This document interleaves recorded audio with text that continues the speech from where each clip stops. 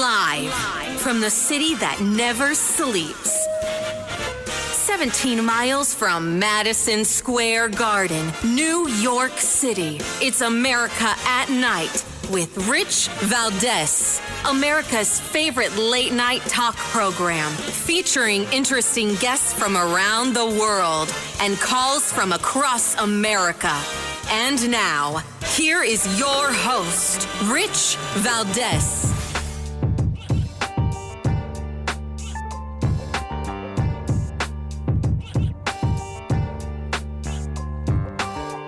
Hi there, good evening, and what's up, America? I am Rich Valdez, Valdez with an S, at Rich Valdez on all of the social media. Welcome to the Wednesday night edition of the program.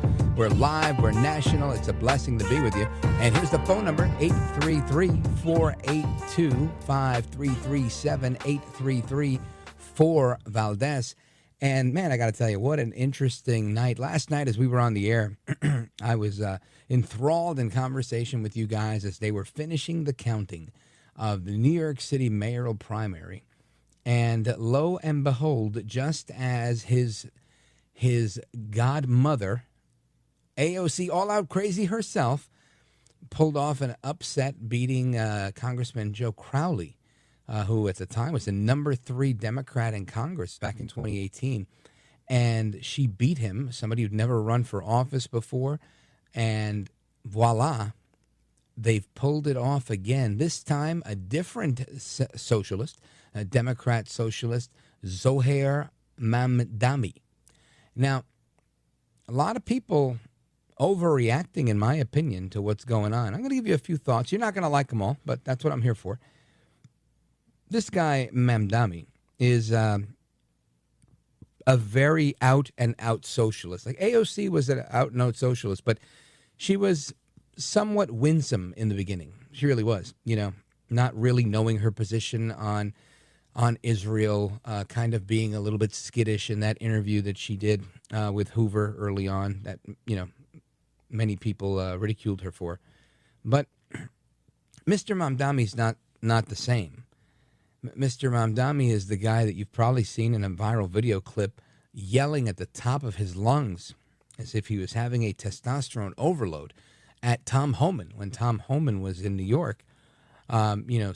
Whatever he was screaming. You think you're scared? I'm not scared of you, Tom Homan. What are you going to do, Tom Homan? Remember that? And he's being held back by 3 or 4 New York State troopers. It was quite the spectacle.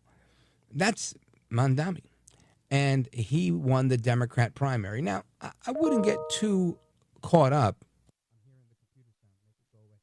And I wouldn't get too caught up in that stuff. And the reason I wouldn't get too caught up in that is because I think it's par for the course when you have a horrible mayor like Eric Adams who followed a disastrous mayor like Bill de Blasio, where people are just so lacking interest, right? They are not enthused at all, that they're even considering the former governor, 2 times governor, former cabinet official, Andrew Cuomo. Now, Andrew Cuomo left office in disgrace. And that's not being a hyperbolic conservative talk show host. Literally disgraced. Women within his administration were saying that he had groped them, and then another one came out and he groped me, and the next one came out and he groped her too. Everybody was saying he was touching me inappropriately. He was one of those guys that give you a hug and wouldn't let go. He left in disgrace. Now, I will be amongst the first to tell you that maybe they laid it on a little thick on Cuomo. Maybe he wasn't such a predator as he was painted to be. But nonetheless, that's how he left office. Now, something else that was lingering over his head at the time was how he is the governor that oversaw an executive order that allowed elderly patients to be commingled with COVID positive people that were in overflow, like didn't have space in hospitals. Let's put them in the nursing homes with the old people who were vulnerable. And as you might imagine, old people started dropping dead left and right from COVID because you brought COVID infected people to a very fragile population that lives in the nursing home. Everybody saw it coming, including the nursing home administrator we've had on this program, who at the time wrote a letter in the Wall Street Journal, like an op-ed type of thing, letter to the editor, and simultaneously started calling talk radio and called the Mark Levin Show, which was live. And in calling the Mark Levin Show, got to me, who was the associate producer at that time. I spoke with her, we got her on the air, and she blew the whistle on how this thing was going to kill people. One day before it was scheduled to go into effect, right? So it was the 24th of March, and I believe that was the 25th that the order was going into effect, or some sequence similar to that. I know we were a day off. and we've had Dr. Elaine Healy on this program. She's told that story. This is the man that was considering running against, or not considering, who ran against Eric Adams and Mr. Mamdani. So you have this failed mayor in Eric Adams, failed mayor, who, again, was going to leave in disgrace because he was about to be indicted, only to be saved by President Trump, of all people. President Trump's Department of Justice saying that the charges being brought against Mayor Adams were similar in their fakeness, fraudness, and phoniness as the charges that were brought against President Trump by the New York prosecutor, Bragg. So you have some people in MAGA world, some Republicans, some New Yorkers that said, well, you know, if Trump saved the guy, then maybe he's the guy. Maybe he can save New York. Kid saved New York. The guy couldn't do anything. Eric Adams is a failed mayor. Eric Adams is a failed borough president. Eric Adams is a disaster for New York City.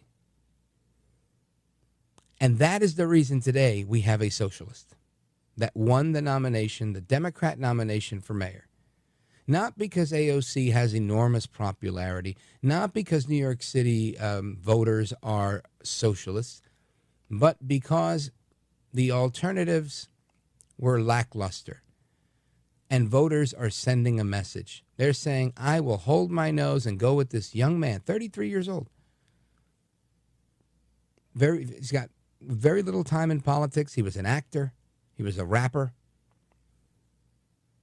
He's an entertainer. He's in show business. He knows how to put on a show. And he's putting on a show right now. He speaks in different accents. I mean, he would do great in talk radio. But not necessarily for mayor. So a lot of people are upset now about what's going on with New York City. What are we going to do? We've got this guy. Listen, we're going to do what we've always planned on doing in New York City. Curtis Sliwa. Curtis Sliwa is the way to go. He's been in the streets. Him and his funny little red hat. Now, some people say, you can't take that guy with the little red hat seriously. Can you take this socialist guy seriously? No. You should believe what he says and take him at his word that he is going to defund the police. He said things like, if Bibi Netanyahu sets foot in New York City, we should have him arrested because there's a warrant out for him by the International Criminal Court for war crimes. Since when does the mayor of any city have any say on what the International Criminal Court does when we are not a signatory to the International Criminal Court, which is a left-wing, crazy bastion of a place? Come on. This is nothing more than a poll that was taken amongst the most left-wing New Yorkers in the Democrat Party, and they showed up. They showed up, and trust me, the rest of the New Yorkers are going to show up to vote for Cuomo, to vote for Mamdani, to vote for Eric Adams. And in that the dissolution in how they're going to water down that Democratic vote in the November election is going to open up a pathway for Republicans to push Curtis Sliwa, Republicans and independents, to push Curtis Sliwa right over the finish line. I firmly believe that to be true, as do many. Honestly, the New York Post editorial board has commented similar. New Yorker magazine commenting the same. And these are not Republicans or conservatives that are saying that Curtis Sliwa can win. It's not just the former governor of New York, Pataki, saying Curtis Sliwa can win. It's literally left-wing pundits saying that while they're there shooting each other in the face, trying to all win the same seat, Curtis is singing a different song, and he's going to be able to march right into the Gracie Mansion. So we're going to talk more about why New Yorkers and all Americans need to support Curtis Sliwa for mayor of the city of New York. But we don't need the Communist Control Act of 1954 to block some crazy from running for office. What we need is for people to donate and support Curtis Sliwa. I'll be right back. This is America at Night with Rich Valdez.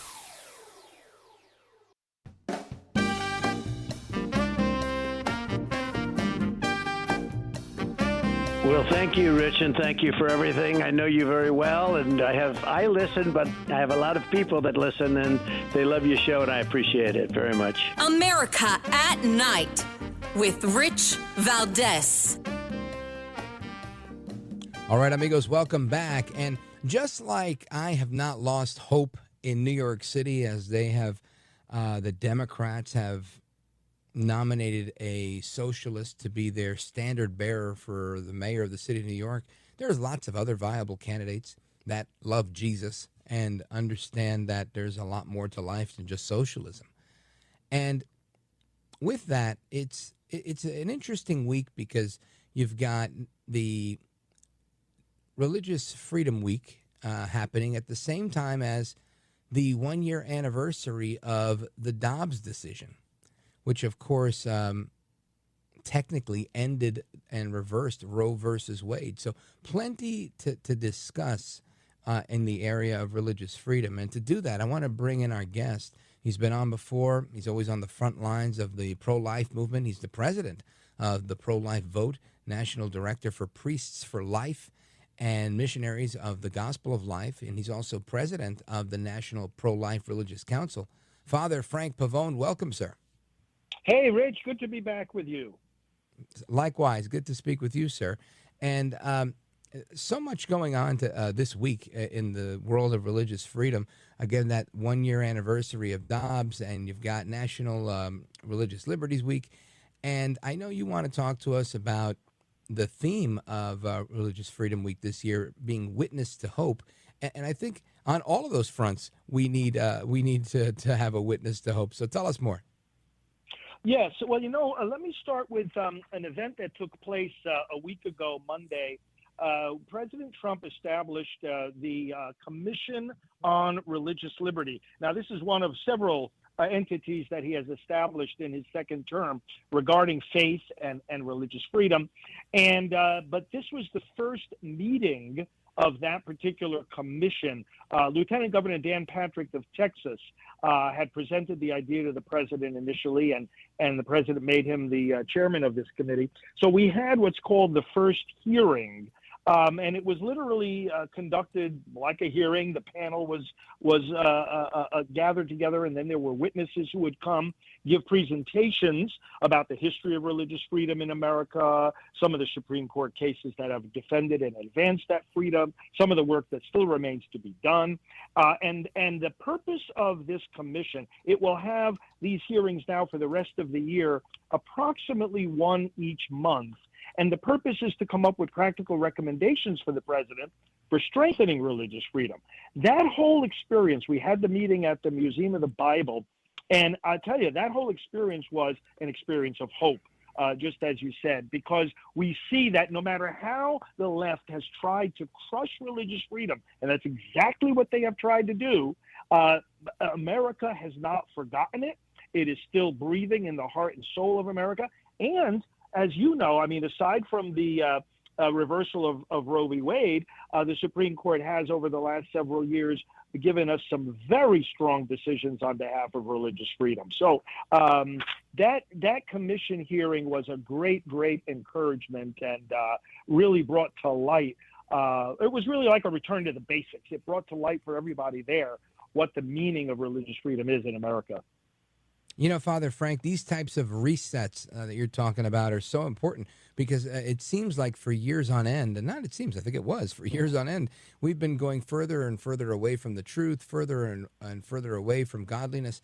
And not that I'm calling for a theocracy or anything like that, but for things to work well for any good people, I think you need to know where true north is. You need to understand that you can't just abandon ship when it comes to God, and I think America's bearing witness to that right now. You know, you hit the nail on the head. You know, when Roe was reversed, and that was actually November of 22 already. Planned Parenthood versus Casey was also reversed. That was a Supreme Court case 20 years after Roe that reaffirmed Roe. Okay, now I bring that up in the context of what you just said, because in the Casey decision, there was a clause that has now become famously known as the mystery clause. And this came up in the hearing last week of President Trump's commission. The mystery clause says the following: at the heart of liberty is everyone's right to define his own concept of existence, of meaning, of the universe, and of the mystery of human life. You know, when I first read that, I said to myself, I can't even decide the weather. How am I supposed to decide the meaning of the universe, right? But when you think about it, so many of our young people, so many of these leftist lunatics, the kind of people you were talking about before that just, voted in this primary in New York City and elected this guy. So many people are of this mind that they can redefine reality. Rich, it's the idea that, it's up to my choice whether I want to be a man or a woman. It's up to my choice whether the baby in the womb is really a baby or not. It's up to my choice what morality is or whether God exists or not. No, it's not up to our choice on any of those things. And this is something that came up in this commission. You rightly pointed out, too, that we're not looking for a theocracy. The distinction we have to understand, and I think most of our viewers do understand, our founders did not want either religion without freedom, namely the establishment of a state church and orthodoxy imposed from on high, nor did they want freedom without religion, the naked public square, no mention of God in public, no crosses in the city square or whatever like that. No, they chose a middle course where they realized religion is absolutely necessary for the good and the security of our country and of our families.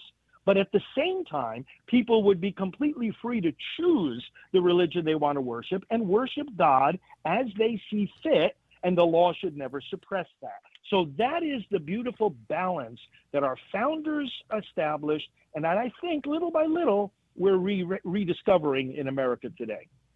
Really well put, Father Frank Pavone. And amigos, we're going to come back with Father Frank Pavone for a little bit more discussion. Father Frank, when we come back, I want you to tell us a little bit more about Religious Liberty Week, as I think it's something we haven't celebrated enough and probably overshadowed in recent years over other things that were celebrated in June. So it's refreshing to know that there's good guys like you out there that are celebrating religious liberty. And amigos, we're coming right back. If you want to join the conversation, feel free. 800-482-5337, 833-4 Valdez.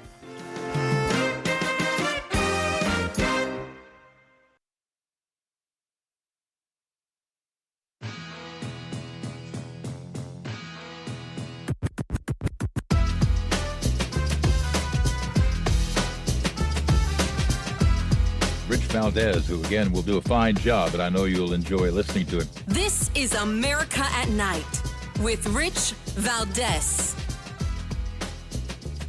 All right, amigos, welcome back. We continue our discussion on religious liberty, especially during a time like now where we've got this instability in the Middle East, instability in a lot of places, and people feel hopeless in some regard. Father Frank Pavone, when it comes to the celebration of Religious Freedom Week, and again the theme we were just talking about of witnessing hope, I think it's a message that Americans are really yearning for, and in the context of I guess where we are in the world, at least in terms of current events, what's the message of hope that you bring today? Every one of our listeners deals with struggles in their lives, struggles against evil. Maybe it's in relationships or, personal temptations or temptations of despair or confusion or whatever. And hope says to us, ultimately, we can overcome evil. Whether it's the evil of war and terrorism in the world, and God bless President Trump for being such a peacemaker, or whether it's a relationship that needs to be healed in one's own life. Sometimes we feel like the evil cannot be overcome. And I think at the core of the hope, which is the theme of this, and this week, by the way, is the Religious Freedom Week. It goes from June 22nd to June 29th. Hope means ultimately that we have a God who has already conquered evil. Most of us believe Jesus Christ, by dying, he destroyed death and he destroyed sin, and he gives us eternal life in his resurrection and by his Spirit. That's a powerful thing to believe in. That's a powerful hope, because we say, yes, although evil still exists in the world, when we stand firm on that foundation of faith, we can overcome it. Now, how can we overcome it? It's not just praying. It's not just believing. But, and this is, Rich, also a key theme of this Religious Liberty Week, which actually every day has its own theme, that we have to then go into the world and change things. We each have a vocation, each person irreplaceable in God's plan. We have to go in and actually translate that faith into action. And this is, again, going back to our founders, this is what they had in mind. Religious freedom is not just what you do inside the walls of the church. Religious freedom is what you do in the workplace, what you do in your leisure time, what you do in your family, that you can actually live your life, shape your business, and carry out your daily activities in a way that expresses your faith. Take healthcare, for example. We had under the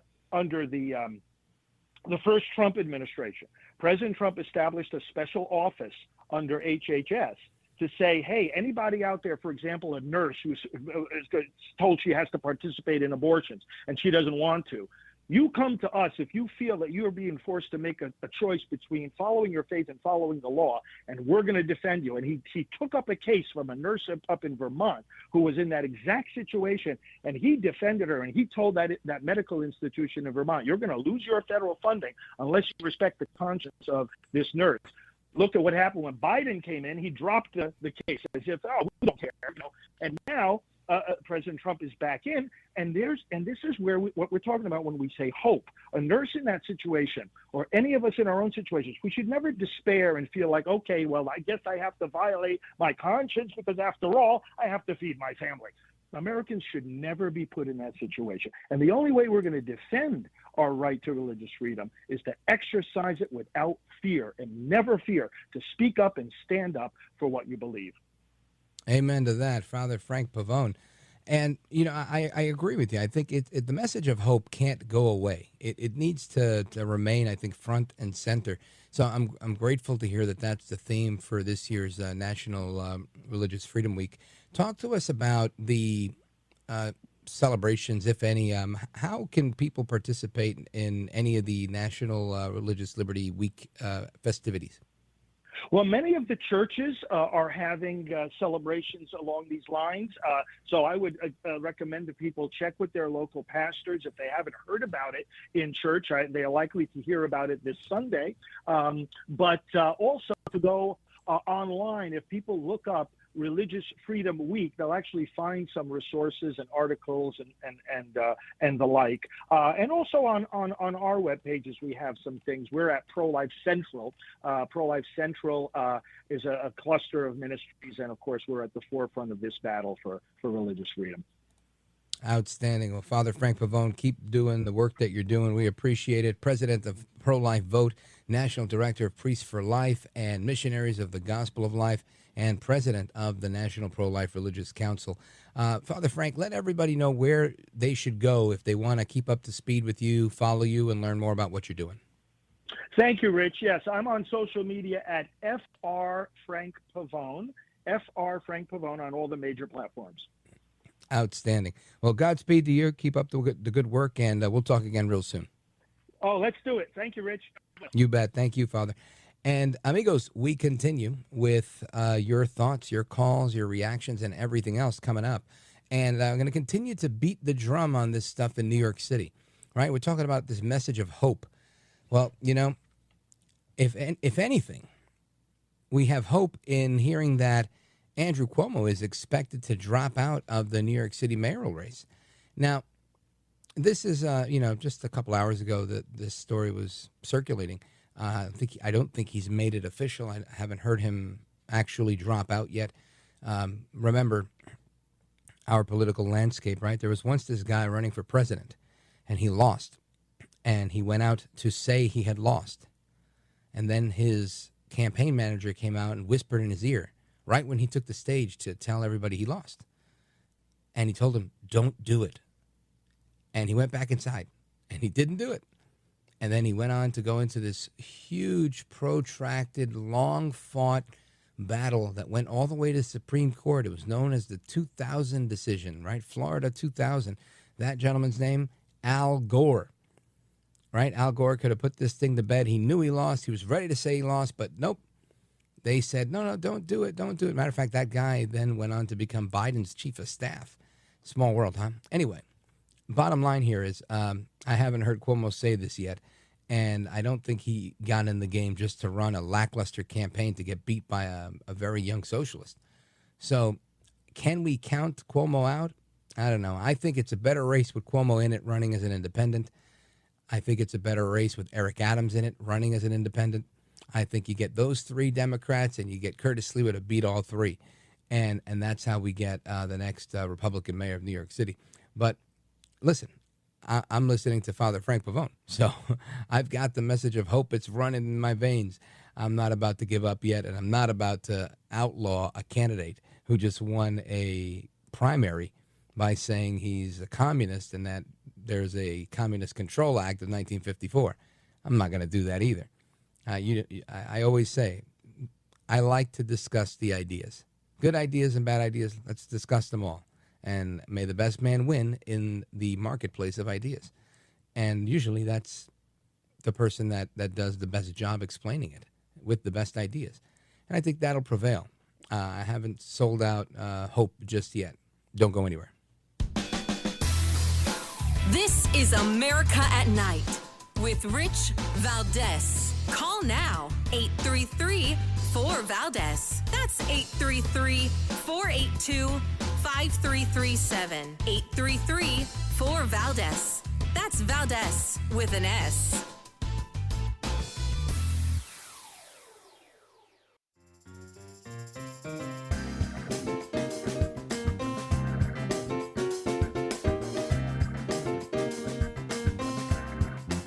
After the guest leaves every night and we're doing open phones, kind of at the heartbeat of America. You sit there in this radio studio and suddenly you hear voices. Mobile, Dallas, New York, Miami. And there's kind of a conglomeration of America all in one room. All right, amigos, welcome back. Rich Valdez keeping you company most of the evening here. And again, we're talking about a number of things, of course, to have hope.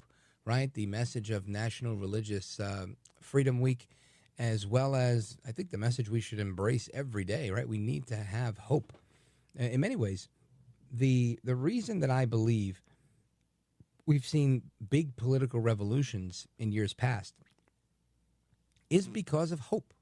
People want hope, and he who sells hope to the constituency is usually the victor.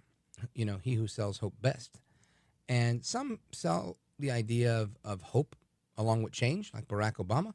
And people wanted hope and they wanted change, and they believe he represented those things, only to find that the country was no better off after his presidency, and in some ways was worse off.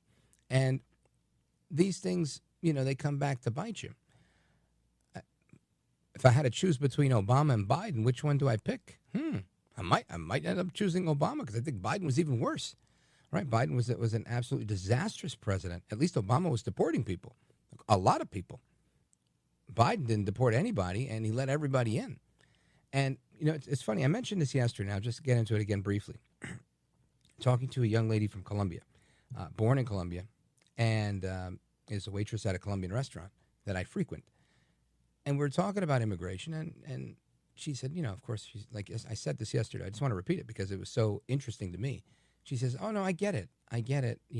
We saw this when I lived in Colombia with Venezuelans leaving in mass migration because they were fleeing the communist regime there of Maduro and, prior to him, Hugo Chavez.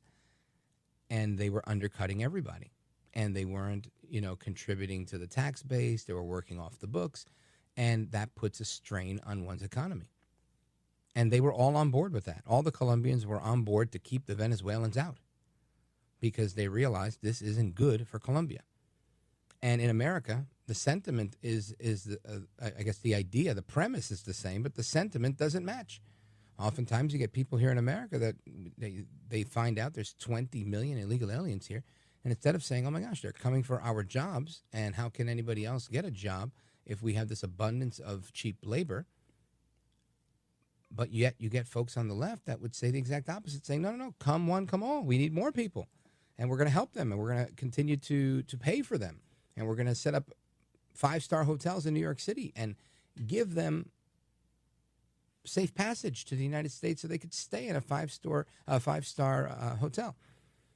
And again, the reason this matters, this is not because we're doing what Jesus would have us do and helping someone in need, right? I think the Bible says if they were thirsty, give them to drink. Yes, granted, this is for you to do, right? How you're called as a person, as an individual, not with the collective corporate dollars of all taxpayers. That's not what we're calling for, right? Jesus was clear on that. He said, render unto Caesar what is Caesar's, and render unto God what is God's.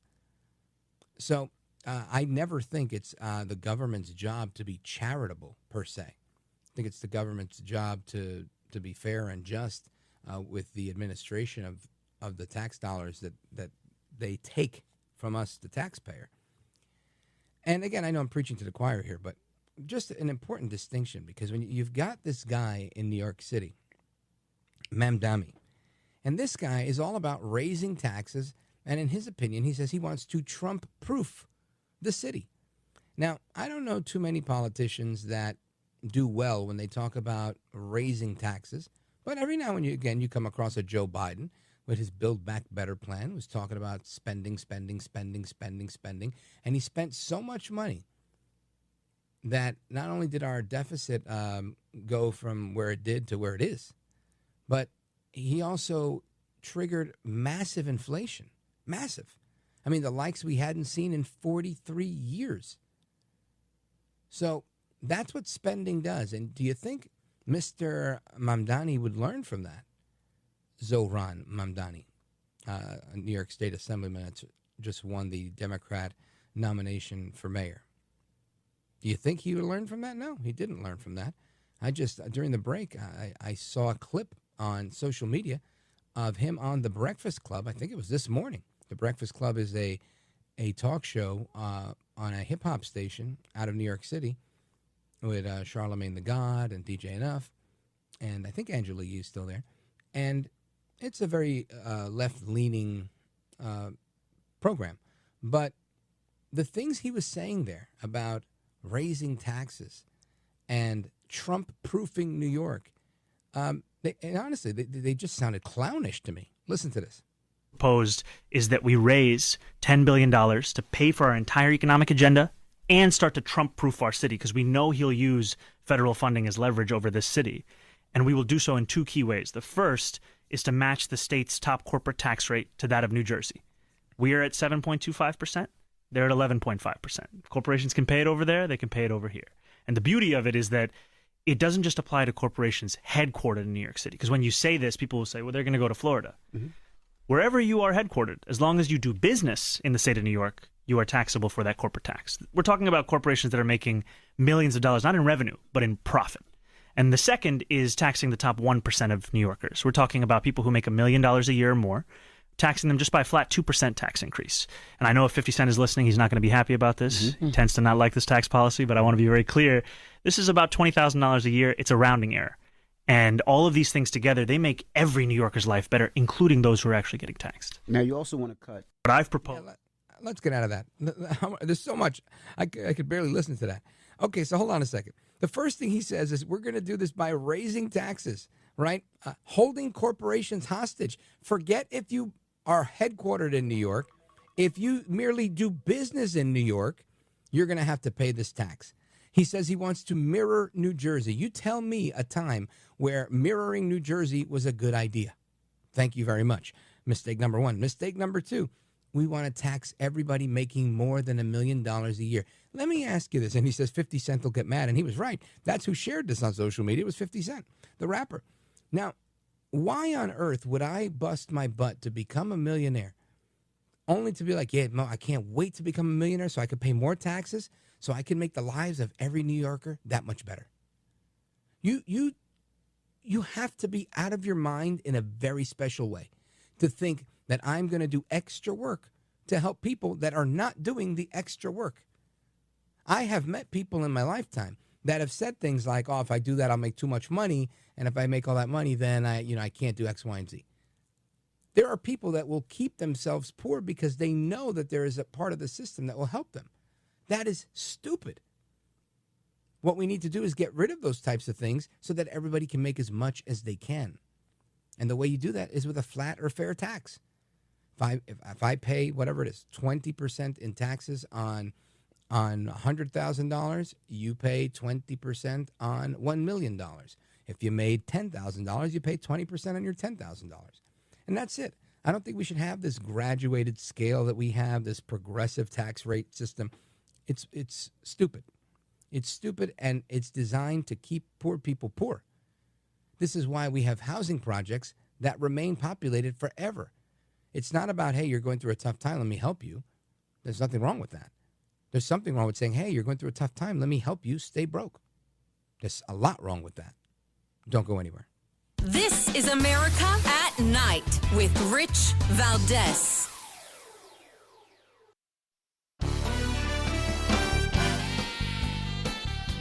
All right, amigos, to the phones we go. And just like the Apostle Paul in faithfulness, Paul in Boise, go right ahead, my man. Thanks, Rich. Nope. Thanks for There he taking is. my call. Yes, sir. I see the winning streak that Trump is on, but he's got a couple of problems with the courts still. Oh, yeah. Well, I don't think those go away, Paul. I think he's just got to keep fighting. Yeah, it's like they're totally ignorant to the fact that he's doing all these wonderful things for this country, but it's not good enough. So they'll penalize him by turning him down for whatever reason. And today, over at NATO, I was wondering when he was going to meet with NATO, and it just so happened it was this week. Yeah, today. He was over there today. Right. He got the countries to fork over 5% of their gross domestic product, which is going to help themselves. And it was like pulling teeth to begin with, because in his first administration, he was a little brusque with them, and they took it the wrong way, that he was trying to strong arm them. And sometimes he sounds like that, but that's not what he's trying to portray. And so, I think you're right. Paul, I got to run. But the message is loud and clear, and you're right. Trump is making headway, but it's sometimes revolutionaries are just that, right? When Trump comes and says, "Hey, look, you've got to pay your fair share," people say, "What do you mean? We've been doing this forever, since the end of the World War. It's always worked. Why would we change it now? What do you mean you want us to pay more?" Well, guess what? They got to pay more. Kudos to El Trompito. Amigos, we're coming right back. Hasta la próxima. Take care, and God bless you, America. I'm Rich Valdez.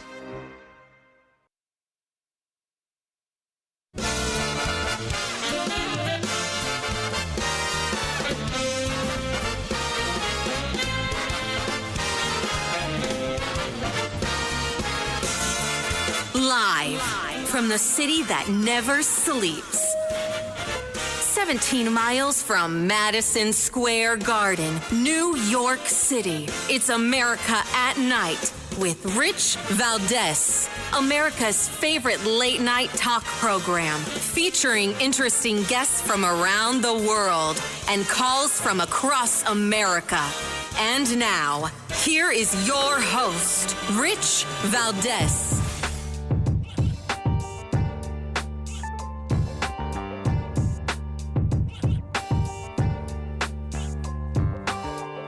Hi there, good evening, and what's up, America? I am Rich Valdez. Welcome back. It's another hour of our show. We are live and national. Happy to be with you this Monday night. It's a blessing to be on the air. If you want to join us on our late night national town hall conversation, give me a call, 833-482-5337. The phone lines are open, 833-4-Valdez. And we're talking about a number of things tonight. Of course, President Trump in Europe today, speaking with the folks at NATO, making it clear that he's not having it anymore, getting the folks at NATO to go from 2% to 5%. And in a Q&A with a reporter, here's what he had to say with respect to that. Check this out. Your goals for NATO and Article 5 today.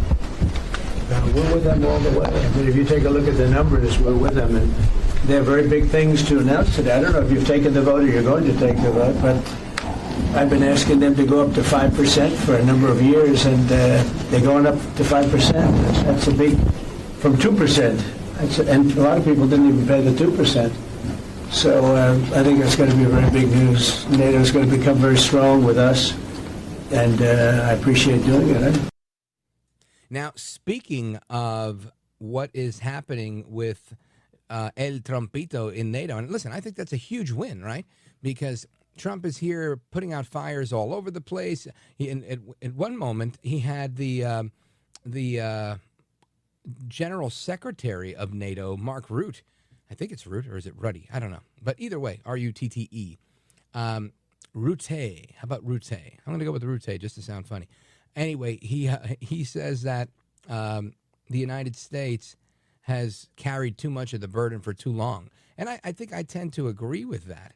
And it went on. I mean, they were heaping the praises on Trump in this visit because he split up the fight between Pakistan and India. Then he went on to split up the fight between the most recent actors in the Middle East, Israel and Iran.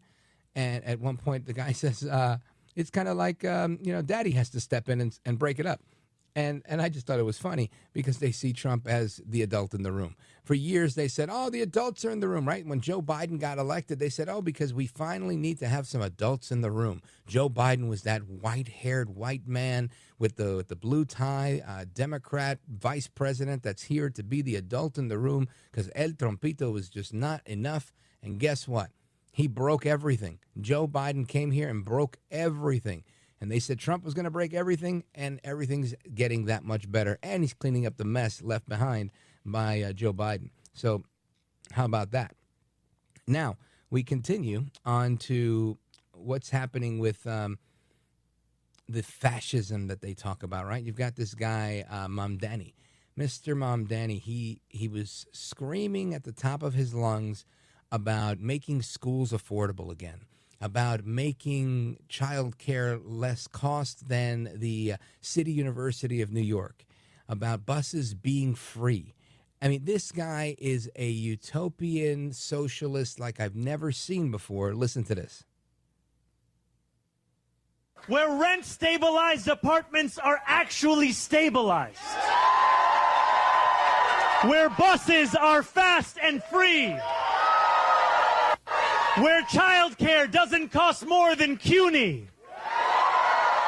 And where public safety keeps us truly safe. And it's where the mayor... It's where you're an idiot. That guy is a clown. He's a fake. He's a phony. He's a fraud. I say vote for Curtis Sliwa. This guy is selling every pie in the sky message you can sell, right? He's talking about holding corporations hostage. If you want to do business in New York, you're going to have to pay him an 11% corporate tax. Otherwise, you don't get to do business here. Talk about like the VIG that the mob used to charge from loan sharking. right? Jersey does that. Guess what's happening in New Jersey? Well, in New Jersey, companies that were headquartered here all started to leave. So he figures, all right, we'll do what New Jersey's doing, but instead of doing it to the companies that are in our state, because we know they'll leave, we'll just hold them hostage and say, if you want to sell to a New Yorker, you're going to have to do this. And you tell me if that is not an antagonistic approach to doing business. Telling people, now people are going to turn to me and say, Rich, isn't that exactly what Trump just did? Saying if you want to sell to the people in the United States and you have to pay this tariff? Yeah, there's a big difference here, moron. The big difference is that you're talking about an American company selling to Americans, and you're beating them up for doing that. Why would you do that? That's the point. You do that to a foreign company that's trying to make money on Americans, making it difficult for them. He's making it difficult for Americans. Absolute insanity, holding corporations hostage. Then taxing millionaires. Anybody who becomes a millionaire, should any of us be fortunate enough to become a millionaire, he wants to hold us hostage by forcing us to pay more. Why? Not our fair share, but more. Because that will improve the lives of all New Yorkers. No, sir, it's not going to improve the life of the New Yorker that you just taxed for making his $1 million. Unbelievable the way this guy thinks. Truly, truly sounds like a Fidel Castro type of revolutionary. This guy is the real deal when it comes to communist sympathy. He's it. Now, Joy Reid was weighing in on him, and the stuff that Joy Reid was saying, well, she says that this is a revulsion of immigrants. Listen to this one. What Mamdani said that I thought was really extraordinary, he would be the first immigrant mayor of the preeminent immigrant capital in the United States, a city that is a sanctuary city where people are still being accosted at their immigration hearings. And so I think just symbolically, being accosted. Hold on, pause it. She said where people are being accosted at their immigration hearings. Hold on a second. If you go to a hearing for anything, all right, so I've been arrested for what? DWI. Okay, I go to my hearing and I find out, am I going to have bail? Am I going to be held without bail? What is the story in this hearing, right? They're going to hear my side of the thing before we go to a trial. It's not uncommon for people at a hearing to be handcuffed and taken away. Why? She makes it seem like somehow you're supposed to go to a hearing and walk away. I don't understand that. But this is exactly what she's doing. So now we left off at immigration hearings. Then she said she also thinks it's symbolically the message that people are having a revulsion of the treatment of immigrants. Let's pick up from there. In the treatment of immigrants by this administration, and about the ways in which the Adams administration has been complicit in that. So not only is she throwing Eric Adams under the bus here, but she's trying to make it sound like Mr. Mamdani is the second coming. If Joy Reid is singing this guy's praises, what does that tell you? Not anything I want to be a part of. Now, I just want to say, welcome back, Joy Reid. You know, she was fired from MSNBC, and you can't keep a good woman down. She's now back on CNN. I don't know if she has a show there. I think she was just a guest on the show. But I miss hearing Joy Reid personally. Very few people are as outlandish and as radical as Joy Reid, and she makes great audio for us to see the contrast in what's going on here. So again, the gist of this point here that she's making, that Mr. Mamdani's primary victory is a revulsion of the treatment of immigrants. And I have to say, I don't think this has anything to do with immigrants.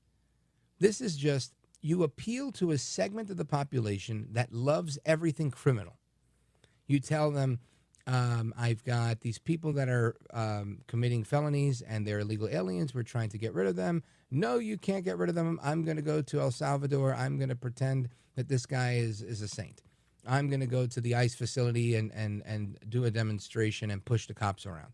Right? I mean, this is what the Democrats stand for. They are the party of AOC, all out crazy. My least favorite congresswoman from the Bronx and Queens.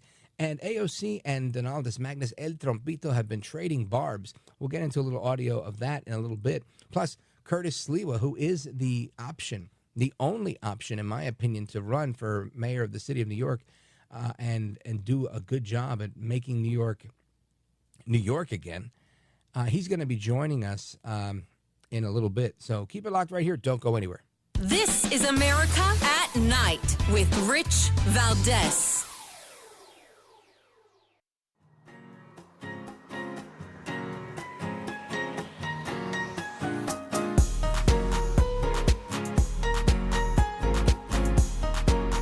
Thanks for what you do. You have so many people. You ask the questions that if the viewer had a microphone, they would ask that question, and you seem to always ask it right at the right time. So God bless you, my friend. America at Night with Rich Valdez. All right, amigos, welcome back. And I want to continue the conversation as we're talking about the craziness that's going on in the New York City mayoral primary. You got this socialist that just won on the Democrat side. And a lot of people are up in arms about this, but the reality is there's crazy politicians all over the place. And at one point, Donald Trump was considered that crazy politician.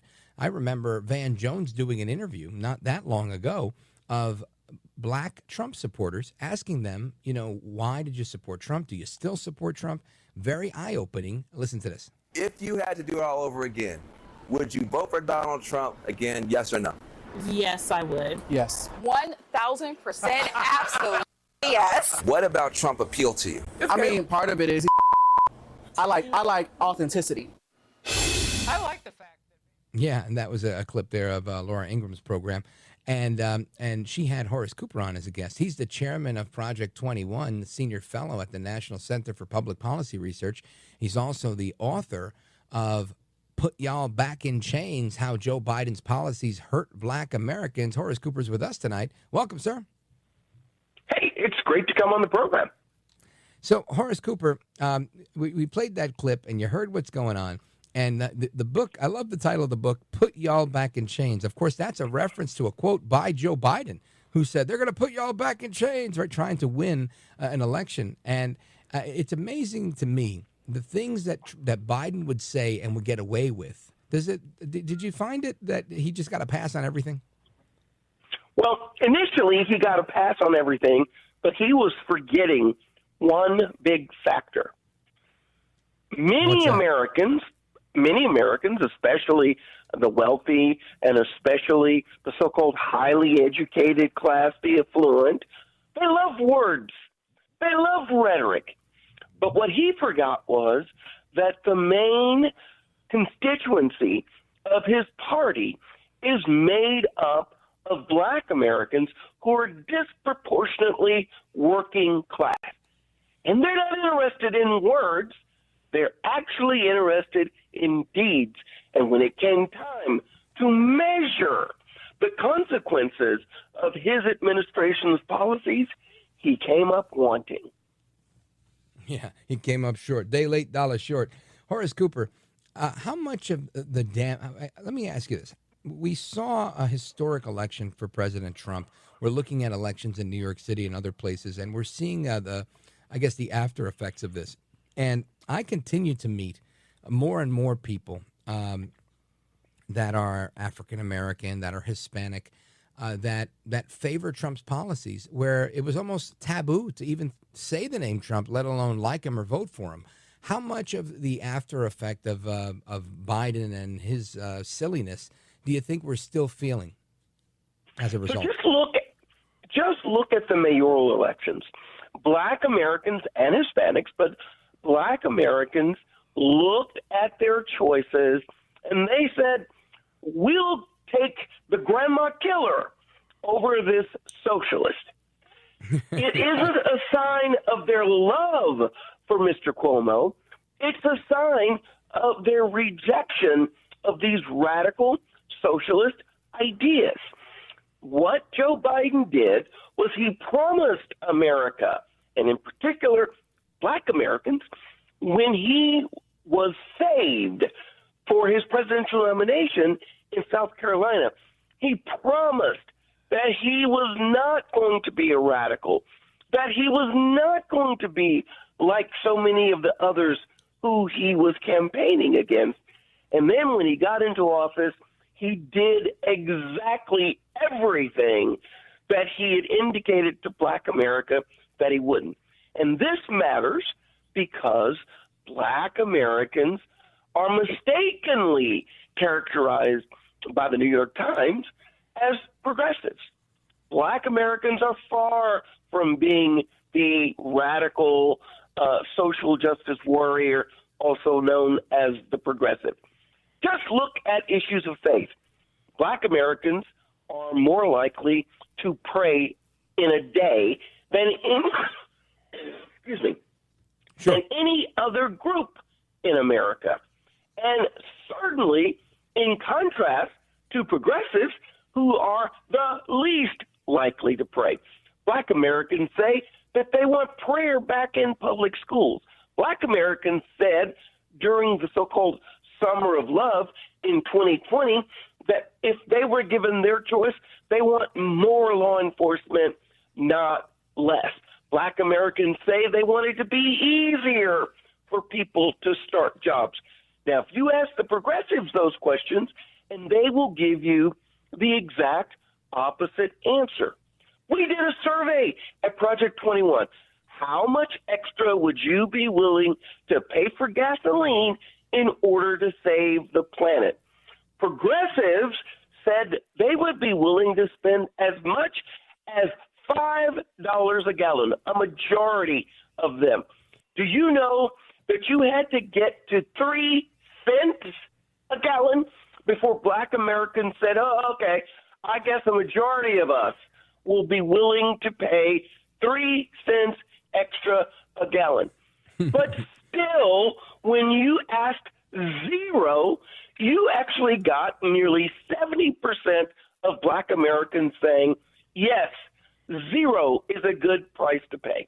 So when you mistakenly think that the base of your party is actually a social justice warrior, you're going to find that you're not going to be popular. And the truth is, the trend line since 2008 is that Black Americans have been rejecting the progressive vision. Since 2008, when Barack Obama got 93% of the Black vote, every election since then, that number has dropped, and it has continued to drop. People hadn't been paying attention, and I'm going to promise you that that number is going to continue dropping when we get to 26 and 28. Folks, we are on with Horace Cooper, chairman of Project 21 and senior fellow at the National Center for Public Policy Research. And Horace Cooper, I want you to stick with us because I want to continue the conversation. I want to get your take on a couple of other things as I see things. It seems like political tides are turning. And of course, amigos, we're going to continue to talk with Horace Cooper and with you all, the American people, right? So make sure you grab the number 833-482. 5337-833-4 Valdez is the phone number. And if you missed any of the interviews that we've conducted on the program and you want to share it with somebody, just go over to richvaldez.com, richvaldez.com. That's Valdez with an S. And you could listen to the interview there and share it absolutely free. Don't go anywhere.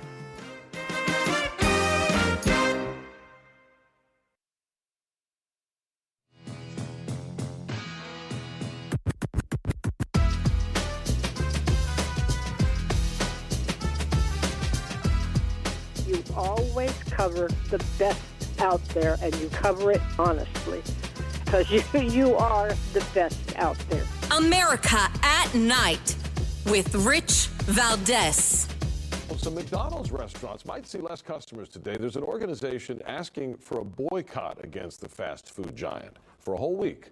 The People's Union USA, led by John Schwartz, is calling for fair taxes, an end to price gouging, equality, and corporate accountability. And they're urging people to join an economic blackout in response to companies like McDonald's pulling back on diversity programs.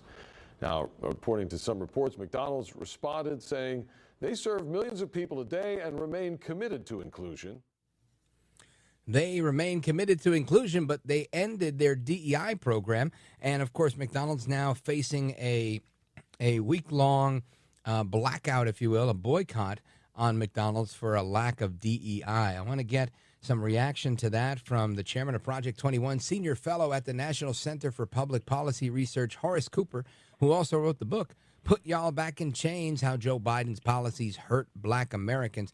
Horace Cooper, when you hear that they're boycotting McDonald's, saying that they're being oppressive, this, that, and the other, everything you just heard in that report, what say you? Well, I think most black Americans are ignoring the elite media's reports about much of anything. Now, black Americans actually aren't being unique in that regard. Most Americans are tuning out elite media. Black Americans believe, like every other group, that they are capable of making their own decisions about how to feed their kids, what to feed their kids, and when they get hungry, where they can go to get a meal. When the elite media decides to trick people into picking and choosing your menus based on woke, guess what? Black Americans say, well, don't include me. I'm not joining in that nonsense. Yeah, I think that's a good way of putting it. And I think for the most part, a lot of people have really kind of abandoned ship on this diversity, equity, and inclusion movement, because it was less so about diversity, equity, and inclusion and more so about really, I guess, trying to capitalize on wokeism, for lack of a better word. Do you think that this is the end of wokeism permanently, or is it permanently weakened, or do you think it's just a temporary thing because the tides have changed politically? Okay, so wokeism has actually been all about one thing. People with limited skills, people who, when they went and finished college, picked Elizabethan history or poetry as their major instead of engineering, people who, when they go to a Fortune 500 company to apply for a job, are told, I'm sorry, I don't think that you bring any special skills. And those people came up with diversity, equity, and inclusion. And guess what? At least initially, it meant you could go out and get your family a brand new Volvo or a brand new Acura. You could put your kids in private schools. You could vacation in Aspen. Now, none of what you're saying when you do these seminars is having any positive effect whatsoever, not among black Americans, not among white Americans, not among anybody. And black Americans, like I keep saying, have awakened to this nonsense, and they realize, wait a second, what we need is a situation where the more talented you are, the more likely you'll be highly compensated. We don't need people hiring you just because of the appearance of your skin color. Why is this message so controversial, the message of meritocracy? If you're really good at your job, it shouldn't matter what color you are, you get the job. If you suck at your job, it doesn't matter what color you are, you're going to get fired. Why is that so controversial? Well, where I grew up in East Texas, we call that life. Black Americans were asked after the Supreme Court struck down Harvard's affirmative action program, do you agree with this decision or do you disagree with it? Overwhelmingly, progressives were outraged. But guess what? A strong majority of black Americans said, yes, we agree. To be black doesn't mean that you can't attain educational excellence. To be black doesn't mean that you can't attend some of the best schools in the country. We don't agree that it's best if we cheat so that blacks, quote, can be represented. Many of the instances that we saw of affirmative action were elites who happened to be blacks, whose kids were just given an extra edge, and it had no impact on people who live in the inner city or who attend public schools. Black Americans are rapidly finding in their mind that this is not a value for them, this doesn't benefit them, and those elites that are benefiting from it are going to have to figure out, what is it that they're going to do? Do they need to go back to school? Are they going to need to go get training? Barack Obama used to talk about people learning to be programming. Maybe these DEI lecturers might go back to school and learn computer programming or keyboarding so that they can have marketable skills. Horace Cooper, really well put. I want you to give us an idea of what's coming down the pipe over at Project 21. I know you guys always have your finger on the pulse of the next big thing. So, the NAACP refused to invite, in the entirety of its existence, it's always invited the President of the United States to its annual convention. They refused to do so. We at Project 21 have extended an invitation to the President, and we would like to talk to him about our blueprint, our idea of free market solutions that will address both inner city residents' problems and solutions that are not measured by how much they cost, but how effective and consequential that they can be. And notably, policies that are completely and totally colorblind. Wow. What are you proposing for something like that? So one of the things that we want to do is let's get rid of the minimum wage in inner cities. If you raise, as this socialist in New York City wants to do, to $30 an hour, the least skilled among us are going to be locked out. Our public schools are not getting the job done. We need to let those kids get a chance to start at a training wage. Well, I'm looking forward to hearing more about it when you guys release more on it and when we have you guys back on. Horace Cooper, chairman of Project 21, senior fellow at the National Center for Public Policy Research and author of Put Y'all Back in Chains, How Joe Biden's Policies Hurt Black Americans. Horace Cooper, let everyone know how they can find you and learn more about what you guys are doing. Sure. Check us out at nationalcenter.org. You can follow me on The Real Horace Cooper on X, and you can always Google Project 21, and you can see our earlier blueprints for a better deal for Black America. Outstanding. Well, sir, you are a gentleman, a scholar, a patriot, and I'm very grateful to have you on the show tonight. Godspeed. There's so few of us left. Good man.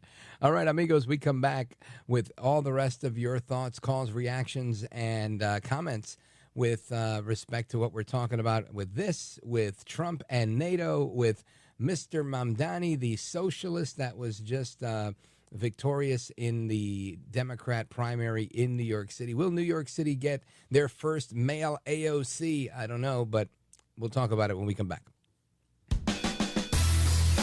This is America at Night with Rich Valdez. Call now, 833-4-VALDEZ. That's 833-482-5337. 833-4-VALDEZ. That's Valdez with an S.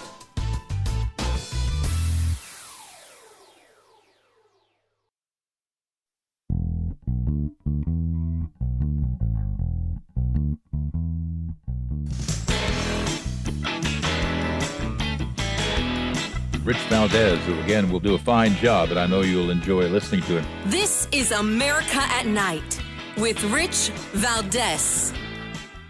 All right, amigos, welcome back. Again, President Trump in NATO today, in NATO land, meeting with them. And there was a clip, I don't know what number it is, but I'd like you to hear the clip where they refer to him as Daddy breaking up the fight. Mr. Good, let me know when you have that lined up. And it just striking to me how, they're so adamant against Trump and they are yet so nice to him when he's there in their face, telling them, hey, you got to pay more. Listen to this. I mean, we may do papers on it, Marco. Maybe we're going to do papers. I don't even know if you need them. They're not going to be fighting each other. They've had it. They've had a big fight, like two kids in a schoolyard. They fight like hell.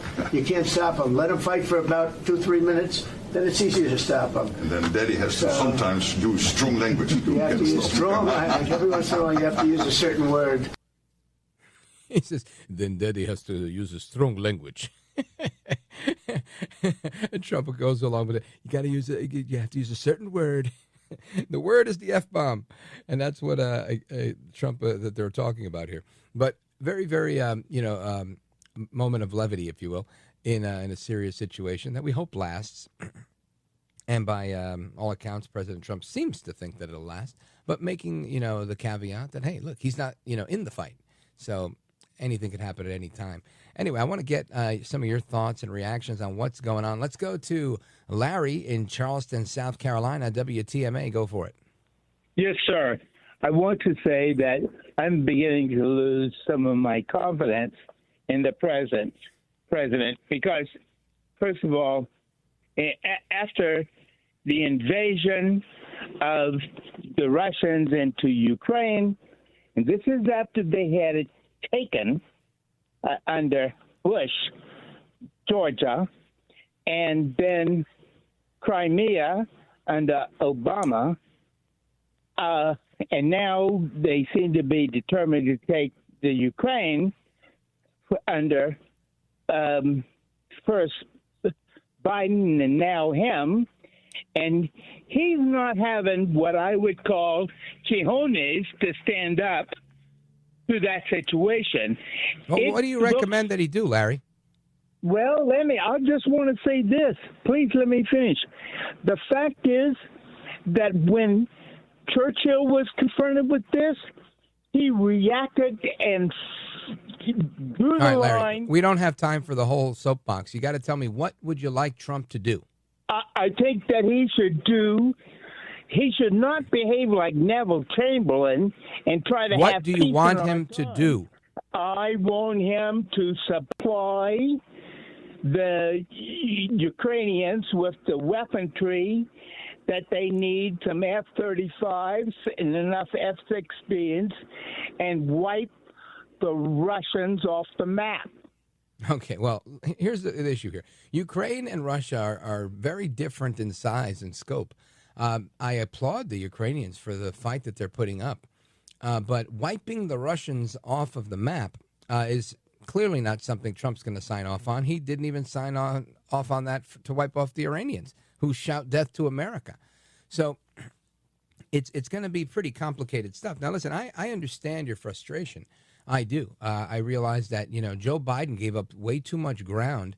And in giving up that ground, you really took away a lot of what leverage Trump would have to try and put an end to this, right? To pull that daddy role like he did there and say, hey, listen, enough is enough. He's tried it multiple times, and Putin's not budging. And the reason Putin's not budging, quite simple, Trump doesn't have the level of leverage that he ought to have, but for Joe Biden.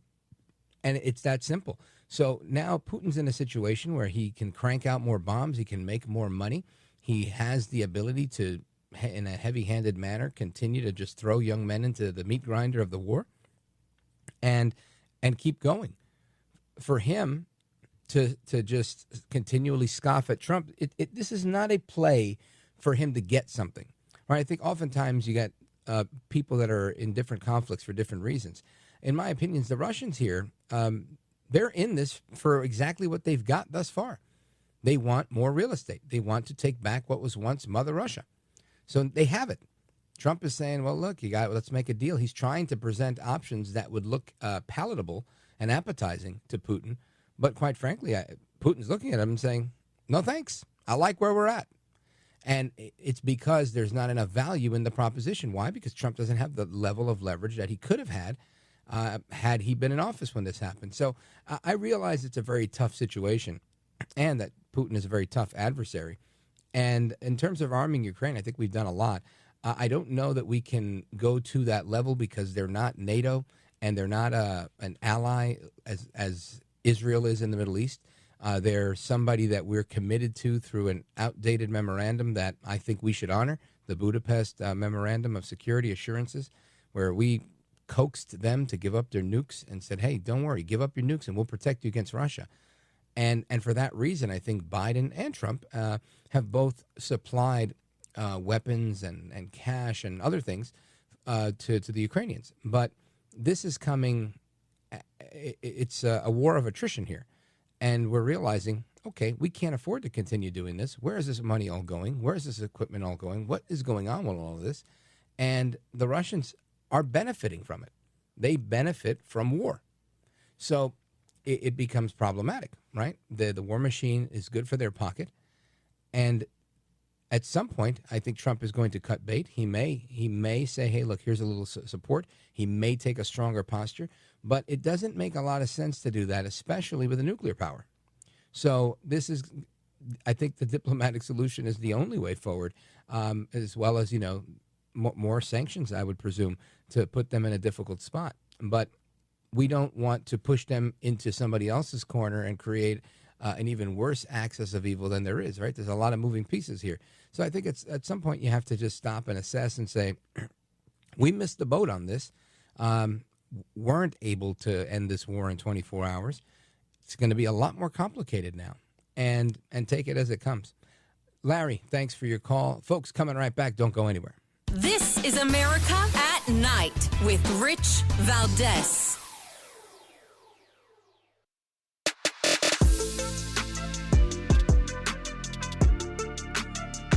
All right, amigos, welcome back. And I want to continue on the phones. Let's go to Dothan, Alabama, WDBT. J-Dub, go right ahead. Brother Rick, from your southern brother. What's up, my man? Hey, much to it, brother. Look, I'm just concerned. I want to talk about something I heard happen today about the sleeper cell that they busted and got the 17 individuals that was fixing to do something bad to one of our major cities, and they said there's thousands more of them. Man, something needs to be done about this. Somebody needs to be held accountable. The Biden administration, Obama, whoever they are that's hooked in with this in any way. I think, to me, that's treason. I mean, they're giving aid and comfort and actually doing a war against America. And you know what the penalty for treason is? Something needs to be done with them, Rich. What do you think? Yeah, listen, I appreciate where you're coming from. This is an ongoing debate I have with my brother, and he thinks I'm soft on this issue. But I'll tell you this. You're right. We are providing aid and comfort to the enemy, right? We literally opened up the back door to let them in at the southern border, front door, whatever you want to call it. And it would be great. What kind of accountability are we going to get is really the question, right? For treason to be a thing, you've got to have this very open and shut case. This is why nobody gets charged with that, because it's super hard to meet the standard. You've got to be in a declared war, according to the United States Code, to the statute. You've got to provide this aid and comfort. So they have to bring this charge. You have to be convicted of the charge, and then they got to get to that. I hope they can, but I doubt that that's going to happen. I also doubt that the president of the United States is going to want to execute Joe Biden. I just don't see Trump. Trump yelled for years, lock her up about Hillary Clinton. And when he finally had the authority to do it, he said it would be a shame if we were to imprison the former first lady. Right? This is what he said. So he's a gentleman. He doesn't want to go that route. He wants to make sure things are good tomorrow, and he doesn't want to look in the rearview mirror. And I'm with him. Let's just move forward. But yes, we have to stay safe, and we got to keep busting the bad guys, and I think we will, because we've got the best men and women in the world on the job. Folks, we're coming back with the rest of your calls in Virginia, California, Montreal, Vermont, and more. Don't go anywhere. I'm Rich Valdez. And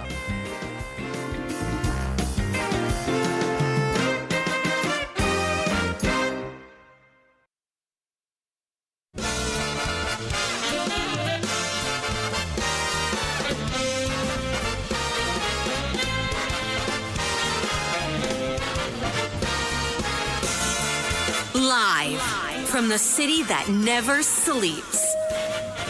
17 miles from Madison Square Garden, New York City. It's America at Night with Rich Valdez. America's favorite late night talk program, featuring interesting guests from around the world and calls from across America. And now, here is your host, Rich Valdez.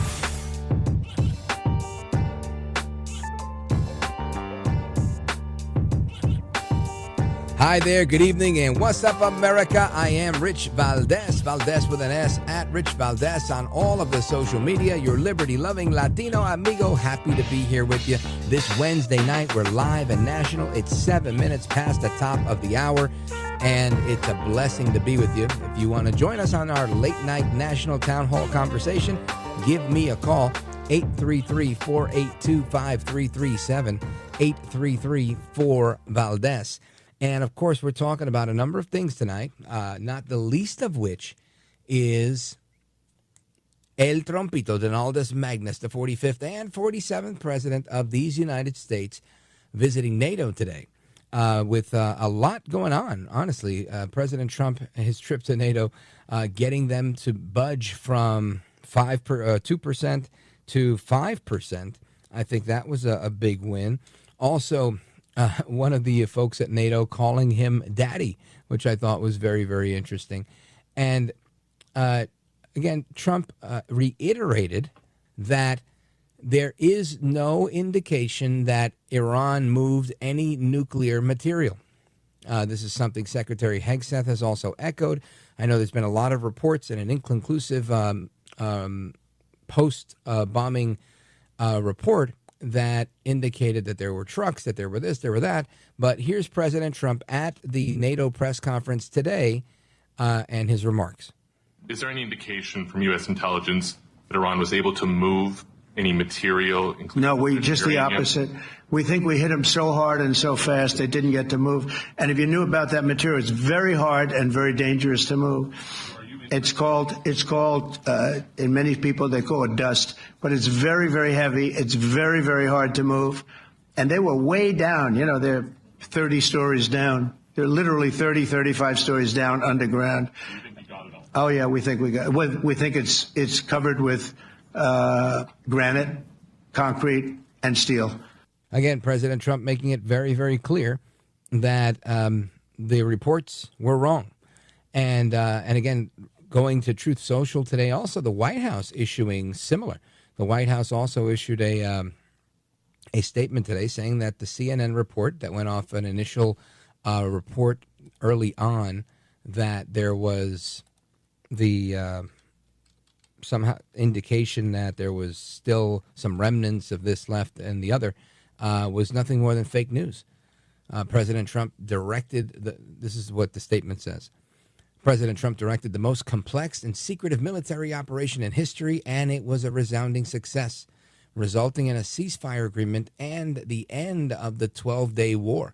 The precision strikes perfectly hit their targets and destroyed Iran's nuclear facilities, resulting in the total obliteration of Iran's ability to create a nuclear weapon. This is from the White House Office of Communications. A couple of key facts in this communique. It says intel assessments are a snapshot of analysis based on limited intel from one moment in time. This particular assessment,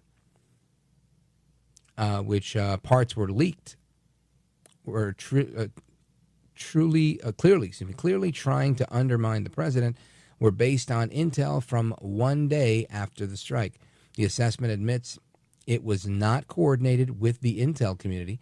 Number 3, the assessment acknowledged it was a low confidence level report with several gaps in the information it reported. Number 4, the CNN reporter who wrote this fake news story, Natasha Bertrand, is the same reporter who wrote the original story alleging that the Hunter Biden laptop was just Russian disinformation. So there's also some quotes from folks like the director of the Defense Intelligence Agency saying this is a preliminary low confidence report. We will continue to be refined as additional intelligence becomes available, working with the appropriate authorities to investigate unauthorized disclosure of classified information. You have the Israeli Atomic Energy Commission saying the devastating U.S. strike on Fordo destroyed the site's critical infrastructure and rendered the enrichment facility inoperable. Let's see here. IDF Chief of Staff General Eyal Zamir. I can say here that the assessment is that we significantly damaged a nuclear program, and I can also say that we set it back by years. I repeat, years. Iran's foreign ministry spokesman, Iran now weighing in.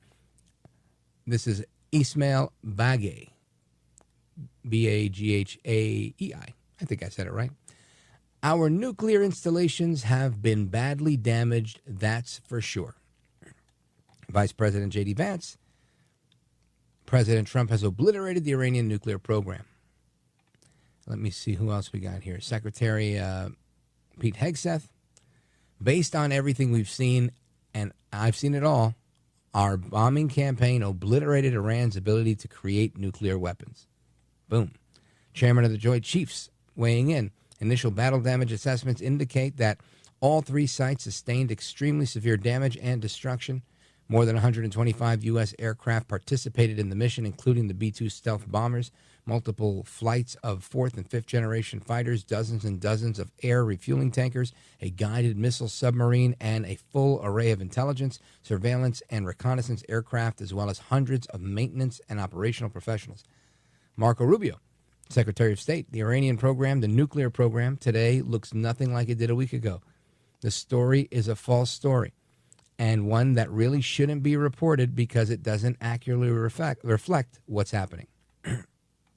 And it just goes on and on. Tulsi Gabbard, the operation was a success, and everybody else weighing in here. So, again, the White House trying to set the record straight that the story of trucks removing the yellow cake uranium right before, and I would say it sounds pretty phony to me, right? And somebody asked me this last night, last caller of the evening, and I thought to myself, if we're staking out the place that we're about to bomb, and of course, if you're going to bomb it, you can see it, and you see trucks roll up, why would you just let them leave? Why wouldn't we just bomb them too? Right? Especially when we had air supremacy over a week ago. The Israelis had the air game locked down. So I tend to agree with the assessment here by our government that why would it have survived? And again, even if you were able to remove this material, where would they enrich it? They'd have to take it to some other country if they were able to actually move it successfully. Doesn't seem like an easy task, which is why they were hiding in plain sight to do it anyway. So that's that. Then there's also a clip I want to play for you before we move on. And this is a pretty interesting clip here. It's of, let me see her name. Hold on. It's a Congresswoman from Illinois. Mr. Good, do you know which one I'm talking about here? Yep, number 18. Representative Delia Ramirez. Right? Delia Ramirez from Illinois. She's a Democrat. And she's at a hearing today, and she says that the transnational criminal organization known as Tren de Aragua has become a dog whistle to justify racist and xenophobic actions. Listen to this. Isn't about Tren de Aragua. This is about continuing to equip Trump with tools to execute his anti-immigrant agenda. That's unfortunately what this bill is actually going to do. Tren de Aragua has become a dog whistle to justify every racist, xenophobic action this administration wants to take, particularly against Latino men. Now, Representative Ramirez, I want to ask you, do you identify as a Latino man? I didn't think so. I do. So, of the two of us, and only one of us being a Latino man, I can tell you that I don't think it's racist or xenophobic. I think Tren de Aragua is a real threat to this country, and I have not seen any evidence that we are deporting people because they're Hispanic men. Period, the end. And I said this from day one when they said they're deporting Puerto Ricans that served in the military. And I said, tell them to come on this show and tell America. And guess what? Not a single person did it. The mayor of Newark, New Jersey said that there was one in New Jersey. I've called on this person in New Jersey to come forward. Doesn't come forward. You tell me, if you had a chance to talk to millions of people to tell your story of how you were so poorly treated by your government, wouldn't you take it? Why aren't they on CNN? Why aren't they on MSNBC? Why aren't they on 60 Minutes? Why aren't they anywhere? Because they don't exist. They don't exist, just like this story about these trucks rolling up to take out the yellow cake uranium. Right? People will make up anything to create doubt. That's what they do. And here, Congresswoman Ramirez is making the case that we're justifying xenophobic and racist actions by the administration when there's no proof to that. The reality is you've got a bunch of men who are in gangs that are being deported and others that are involved in some sort of felony warrant or in the wrong place at the wrong time when they're doing a raid on somebody or something else, and they're getting caught up in what's going on. But nobody innocent is going to jail. I mean, the guy that they were fighting for that went to El Salvador was a guy who his wife was on the record saying that she was afraid of him and asked for an order of protection against him after he beat the crap out of her and was pulled over for human trafficking. And so guess what? They took him out of El Salvador. You want him back so bad? Now he's going to do time here, and then we're going to send him back. That's what's going on. You know why? Because we had feckless leadership in the White House 4 years ago, or whatever, for the last 4 years prior to Trump. Because we had feckless leadership in City Hall and big cities all across this country, including New York City, where a socialist now is the standard bearer for the Democrats. AOC and her all-out crazy, commie sympathizing socialists are running around happy as a pig in everything. Why? Because they've won the Democrat nomination. But guess what? This is the same New York City where Trump held a rally and it was packed to the hilt. This is the same New York City where Donald Trump held a rally in the South Bronx on Crotona Parkway, and it was packed. So you tell me if New York City's ready for a communist socialist. I say I think not. I think New York City's ready for Curtis Sliwa. Don't go anywhere. This is America at Night with Rich Valdez.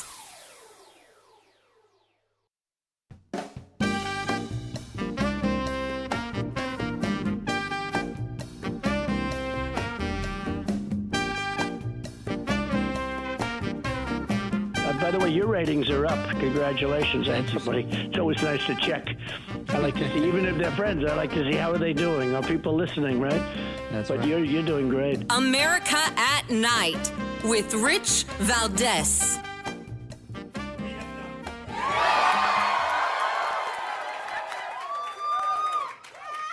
I will be your Democratic nominee for the mayor.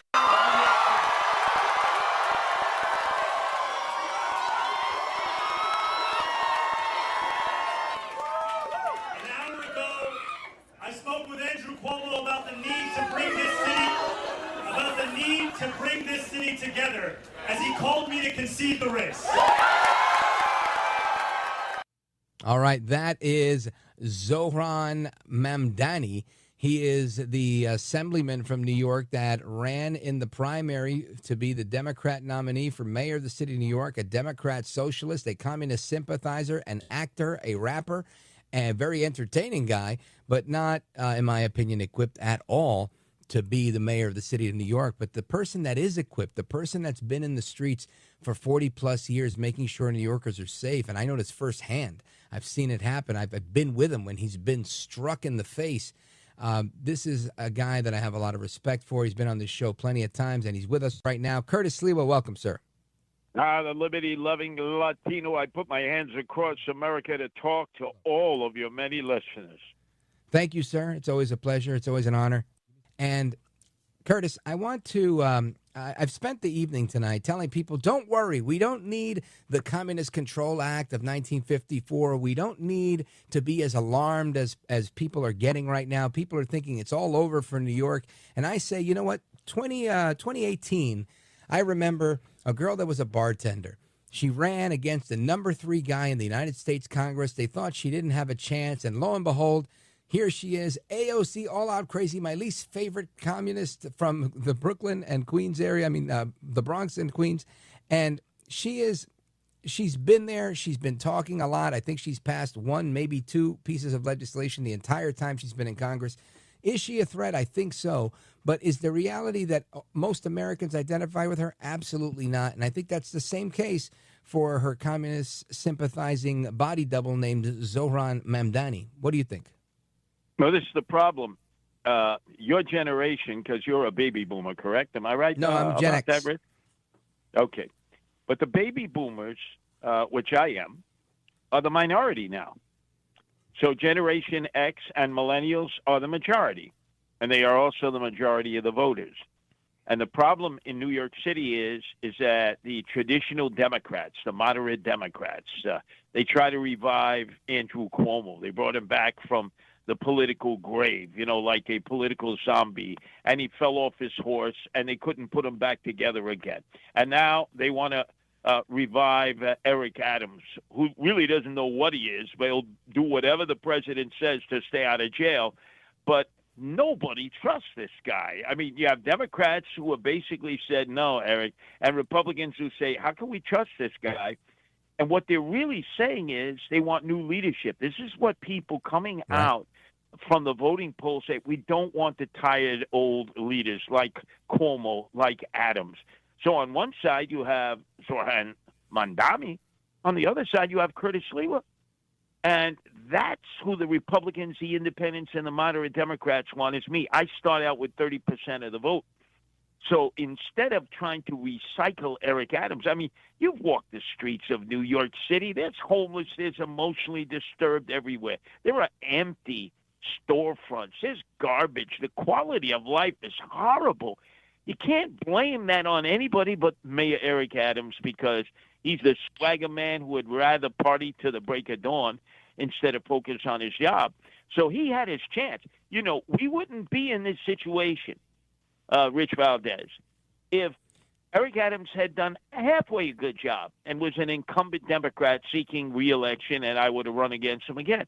But no, he did such a horrible job that it caused an opening for the Zohran Mamdani. And the problem is that I have access to millennials just like President Donald Trump did. That's what helped him in this recent general election, where he was able to win over many male millennials and win the 7 battleground states and win the popular vote. A lot of that had to do with the millennials jumping over to the Trump side. We don't have that in New York City with the Democrats. The millennials have cast their ballots for the socialist Mamdani, and I'm the only person who can convince them that you got to come over on the right side. You got to come over to the side in which you have a quality of life, in which you're going to find affordable housing, that this incredible cost of living with these taxes and fees are driving you away. And Cuomo wasn't able to make that argument. And let me tell you, how could Eric Adams make that argument? Because all of this unaffordable housing and this public safety menace has come about during his 3.5 years as mayor. 100% true. And the only people that found affordable housing were illegal immigrants that were coming in, the Tren de Aragua, starting their gang recruitment right at the Roosevelt Hotel right in Midtown Manhattan. Eric Adams is a failed mayor. He's a disgrace, in my opinion. He left, and I don't mean in a negative way. I mean, literally, he is disgraced from his job. He was about to get arrested and go to jail on all sorts of crazy charges, but for Trump being fair and saying that those particular charges weren't accurate. So we've got him. We've got the socialist commie sympathizer, Mamdani, and we've got Andrew, as you call him, Evil Eyes Cuomo, who's saying maybe he doesn't run on the independent line. There's rumors of that in the New York Post. Curtis, stick with me. We're going to talk about that and more when we return. Plus, Open Phone America is coming up, 833-4-VALDEZ. When we wrap up with Curtis, we're going straight to the phones. What say you? Don't go anywhere, America. It's Rich Valdez coming right back with Curtis Sliwa.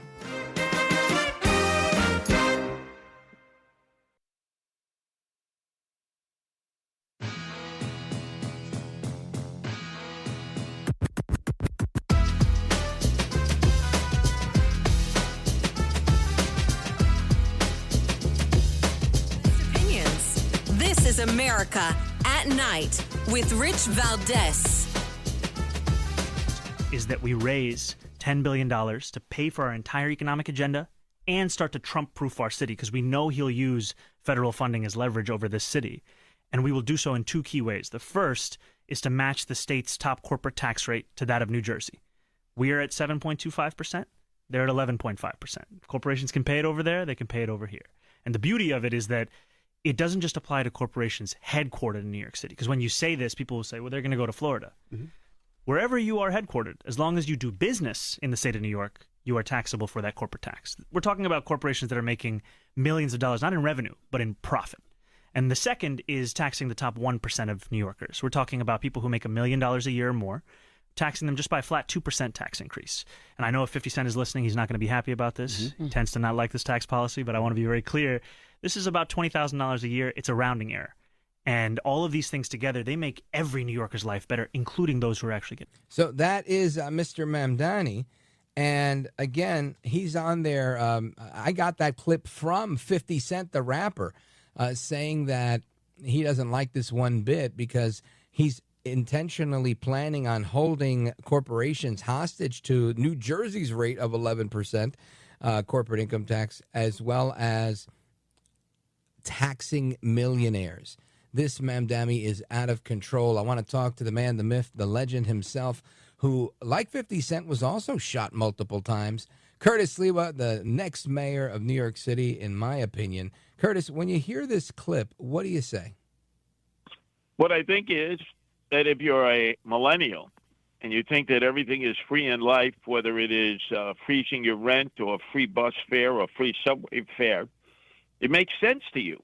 Now, 50 Cent, let's face it, there are some things he'd be in favor of. You could end up shooting somebody and get away with it with Mamdani. You know, he's not going to have cops out there. He's going to have social workers. So it's duplicitous. Here's a guy we just have to accept who has attracted millennials. There are more millennials now than there are baby boomers. We have to go out and get these millennials on board the way Donald Trump did when he ran for president. He got all those male millennials, took them right out of the Biden-Harris camp, and that provided him not only the margin to win the 7 battleground states, but also to win the popular vote. We're not doing that. The Democrats are not doing that in New York City. They're surrendering all these millennials to Zohran Mamdani, and I am going to fight for the millennials that I know can be attracted to the Republican Party, can be attracted to our values. As you know, Richie, I've done for 46 years in recruiting and training Guardian Angels, not only in New York City to protect people in the subways and streets, but in 13 countries and 130 cities all over the world. Yeah. And, you know, Curtis, there's another big part of this puzzle, in my opinion, right? Outside of Israel, I think New York City has more Jews than anybody. And when you look at numbers like that and you hear Mamdani's very, very tough talk on the Prime Minister of Israel, saying, well, let's just play number 19. Listen to this. Mayor Mamdani, would you welcome Prime Minister Netanyahu to New York City for whatever he comes for, given the U.S. is not a signatory to the ICC, so he can travel to the U.S., unlike a lot of other countries. Would a Mayor Mamdani welcome Benjamin Netanyahu to the city? No. As mayor, New York City would arrest Benjamin Netanyahu. This is a city that our values are in line with international law. It's time that our actions are also. Even though the U.S. is not a signatory to the ICC? No, it's time that we actually step up and make clear what we are willing to do to showcase the leadership that is sorely missing in the federal administration. Is this guy off his rocker or what, Curtis Sliwa? Look, he can't do that, and he knows it, but it sounds good to his constituency. Now, if all of a sudden the Iranian ambassador was traveling to the UN to represent the Ayatollah, would he have him arrested for crimes committed against people who protest in Iran or happen to be gay or lesbian or don't share the religious fanatical values of the Ayatollah Khomeini? The answer is no. He's pro-Shia. He's pro-Sunni, and that's fine. But you have to apply it right across the board. You can't all of a sudden say, I'm going to have a Bibi, a duly elected prime minister of Israel, our ally, arrested. First of all, the cops don't have the power to do that, but it sounds good. And to the younger followers of Mamdani, it makes them want to get out and vote. The other thing they do very well, because I've observed them in the streets, not in the suites, in the streets, is they work hard all day doing retail politics, knocking on doors, giving out literature, registering new voters. You can register new voters right on up to 10 days before an election, and they're going to do that, and they've done that with thousands of new voters. But then at night, Rich, you're like this, they party to the break of dawn. They couple up, you know, many of them get lucky that night, and they come back the next day, and they want to do it all over again. And for a young person, boy, that's exciting. Meantime, the moderate Democrats, all they do is drink Geritol and take Bengay baths. Curtis Sliwa, everybody, running for mayor of the city of New York. And again, not only does he have humor, not only is he a storied radio host and the founder of the Guardian Angels Safety Patrol Group, who's been in more of the thick of it than anybody I could think of, but he actually understands these issues better than most. And Curtis, I agree with you that Mamdani's just, shooting from the hip, trying to, get some clout. But I also realize the detriment that causes when, I grew up in Brooklyn. There's a lot of Jews in Brooklyn. There's a lot of Jews all over the city. And to take a posture like this against such a big community, I think it's very similar to what Kamala Harris did, alienating Catholics when she said, somebody said, oh, Jesus is Lord. And she said, not here, right? I think that was not a good move for the campaign, and I think this is a mistake for Mamdani. Well, let me explain that 20% of Jews, mostly younger Jews, mostly Reform Jews, not Orthodox or Hasidim, did vote for Zohran Mamdani. Now, that's a problem that Jews in their community have to deal with. If 20% of their younger people are voting for Zohran Mamdani, then clearly they're not getting their message across to their very own people. And that's something that clearly he's able to do to all different groups. He's able to entice young people. He's got these lickety-split videos that make you want to get up on your feet and dance. You know, they're well shot, they're energetic, they're vibrant. You look at Andrew Cuomo or Eric Adams when they do a video and they post it on their social networking, they look like hostage videos. They're old. It's fuddy-duddy. They look like they're ready for the retirement home. No. If you're going to compete with Zohran Mamdani and AOC, you got to fight fire with fire. You have seen, Richie Valdez, my social networking. I mean, you got to take it to the streets. You got to be exciting. If not, you're not going to entice young people to your cause. Yeah, I agree with that. Now, Curtis, when you look at this current analysis, right? As I say it and I see it, I agree with Brian Lehrer and Errol Lewis, and even with the New York Post editorial board, who all say that there is a clear path to victory for you in a four-way race. Now, there's talk from the New York Post that former Governor Cuomo may drop out altogether. What have you heard about that, and what are your thoughts? Nah, I don't think he will. Now, there is a possibility he will, but I think he was so shamed as he fell off his horse. You know, remember, he thought he was King Cuomo. He said to his staff, "You mean I got to go out there and shake those peasants' hands? Can't I just do it from the comfort of my penthouse? You know, I should be the king." He thought he was entitled. And I think he's getting so body slammed in the last 48 hours that he's a mean SOB. And Rich, I think as mean as he is, he may decide, I'm not dropping out of the race.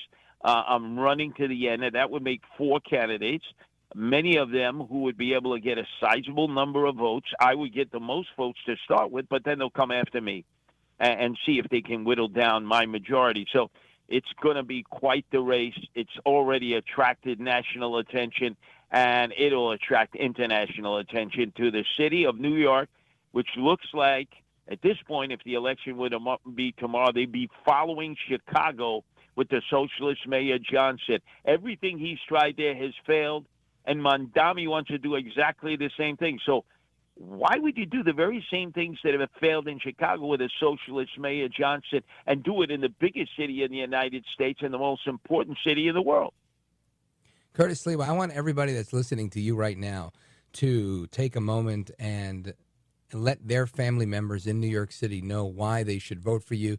Give them the best 90-second elevator pitch you've got. Because I'm in the subways every day. I'm keeping people safe for 46 years in the streets. I understand this city. None of these other candidates do. They don't even go into the subways. If you don't make it safe in the veins and arteries of our city, we can never recover. We can never get back to the greatness that New York City has always exuded. Look, I've been doing this for 46 years. I'm a true New Yorker. I know what it takes. Affordable housing, the cost of living that is skyrocketing, law and order, and obviously the most important thing is the poor quality of life. I'll help the homeless. I'll help the emotionally disturbed, our veterans who are left to wallow in their own defecation and urine in the subways and the streets. Meantime, Eric Adams spent $6 billion on migrants, people we didn't even know. That's going to stop. Rich Valdez, when I get sworn in as the next mayor of the city of New York on January 1st of 2026. Amen. As long as you're not shouting at Tom Homan like Mamdani or building hotels for the illegal immigrants, I think you're going to be in good shape, Curtis Sliwa. Folks, check him out at Sliwa4NYC.com. Sliwa, S-L-I-W-A. That's S-L-I-W-A, the word for, F-O-R-N-Y-C.com. Curtis Sliwa, thanks for being here, brother. I appreciate the time, man. My hands across America to the liberty-loving Latino again, Rich Valdez. Thank you, brother. God bless you. My best to the family. And amigos, your thoughts, calls, reactions, and everything else coming up right now. This is America at Night with Rich Valdez. Call now, 833-4-VALDEZ. That's 833-482-5337. 833-4-VALDEZ. That's Valdez with an S.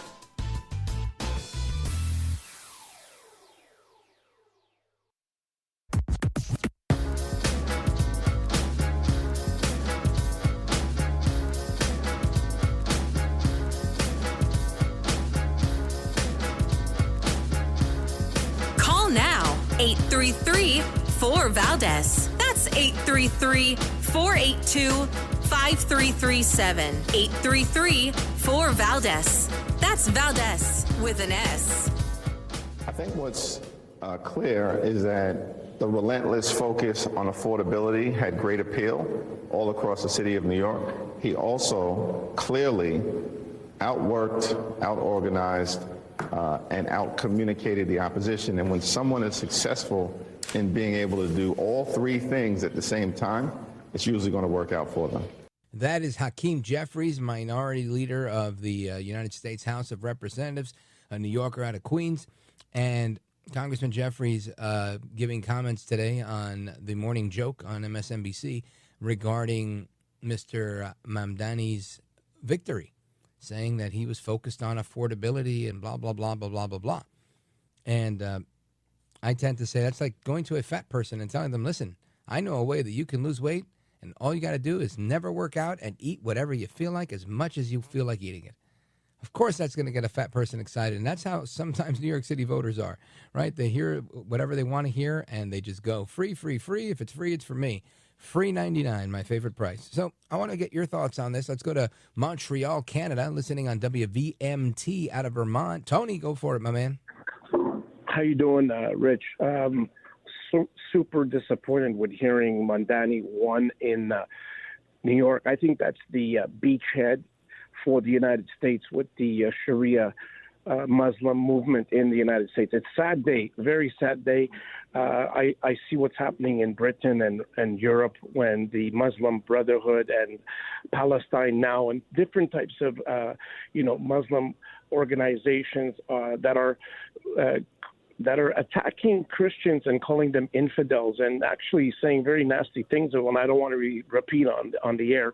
But I think that the beachhead is in the United States. We have to win this election. There has to be some candidate that is a traditional candidate like Curtis Sliwa and sounds like a person that should be representing New York. I just want to say another thing, Rich. This person, Natasha Bertrand, who today was saying she's sort of got inside information somehow, like she had for the Biden laptop, which was phony, and all kinds of others, promotions on the Democratic side of the equation.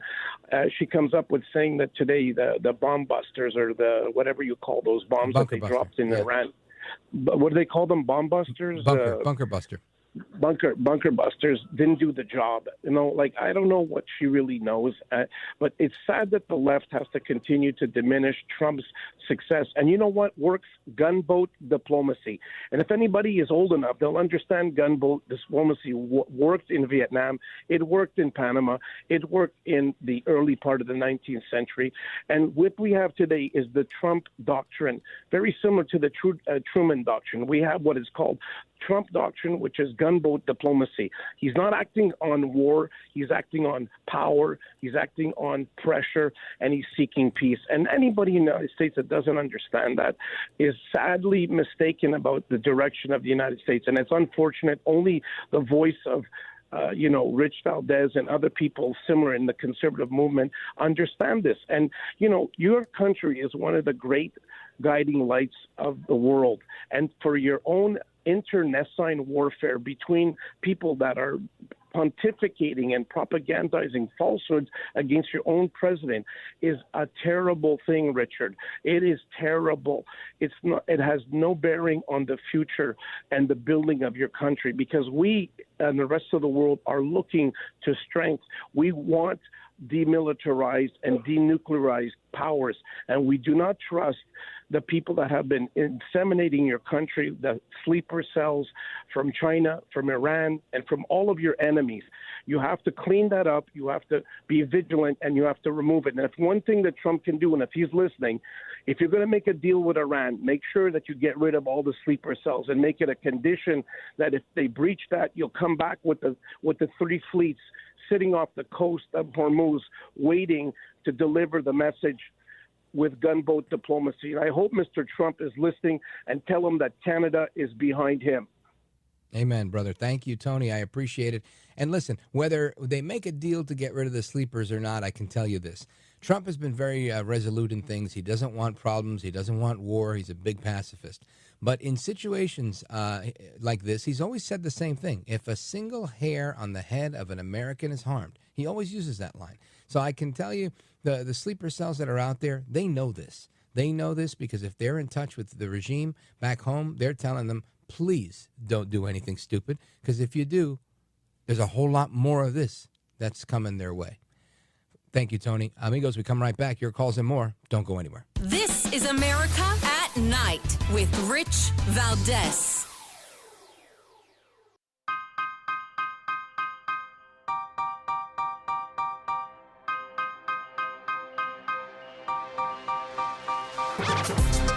All right, amigos, welcome back. Rich Valdez keeping you company for another, 3 minutes or so. And I want to make sure I didn't leave without playing a particular clip for you. Number 6, today, President Trump weighing in again, just setting the record straight from the NATO summit today in Europe about his thoughts, how he really feels about the news media. Listen to this. This was an unbelievable hit by genius pilots and genius people in the military, and they're not being given credit for it because we have scum that's in this group, and not all of you are. You have some great reporters, but you have scum. CNN is scum. MSDNC is scum. The New York Times is scum. They're bad people. They're sick. And what they've done is they're trying to make this unbelievable victory into something less. Now, even they admit that it was hit very hard, okay? But it wasn't hit hard. It was hit brutally, and it knocked it out. The original word that I use, I guess it got us in trouble because it's a strong word. It was obliteration. It was obliteration. President Trump making it clear that the sites, 3 sites in Iran were obliterated, and the idea that they were removing yellow cake, again, being debunked by many in the intelligence community this evening, and I shared that with you earlier in the program. Now, as things are going crazy in New York City, things are going crazy all over the place, there's always somebody who wants to make a difference, and just like that in California, you've got somebody making a difference over there, trying to at least. Gary is in Colfax, California, and he's running for governor. So, Gary, good luck to you, my friend. Godspeed to you. I hope you're able to take out Gavin Newsom. Lord knows somebody needs to beat him politically. And, amigos, hasta la próxima. Take care, good night, and God bless you, America. I'm Rich Valdez.